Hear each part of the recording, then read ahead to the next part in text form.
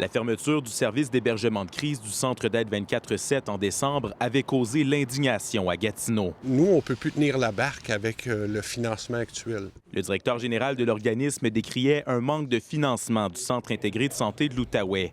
Mais des documents obtenus en vertu de la loi d'accès à l'information dévoilent des années de reddition de comptes défaillantes.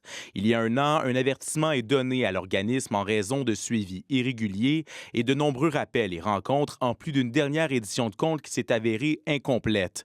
Mais après de multiples rappels à l'ordre, le CIS de l'Outaouais annonce qu'il coupe les ponts avec le Centre d'aide 24/7 le 18 décembre dans une lettre envoyée par huissier. Le directeur général du centre ne comprend pas la fin de cette collaboration et nie les manquements reprochés à son organisme. Tout est en règle. Même que les redditions de comptes, on les a complétées avec une organisatrice communautaire. Tout est là. Ils ont tout reçu, là.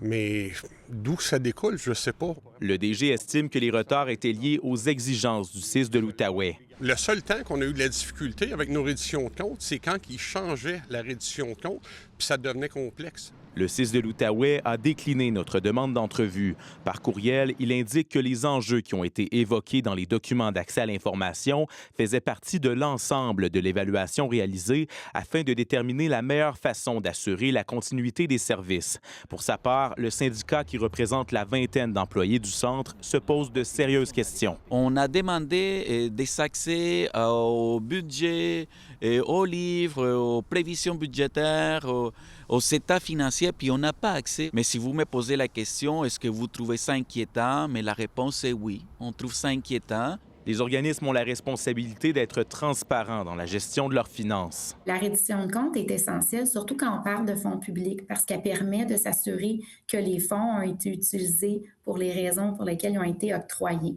Le CIS de l'Outaouais explique avoir conclu une entente avec Suicide des Tours qui succédera au Centre d'aide 24/7 pour la mission d'hébergement de crise. Pour sa part, Benoît Leblanc avance que son organisme travaille sur un plan de relance afin de s'attaquer à d'autres besoins criants en santé mentale en Outaouais. Ici Félix Pilon, Radio-Canada, Gatineau.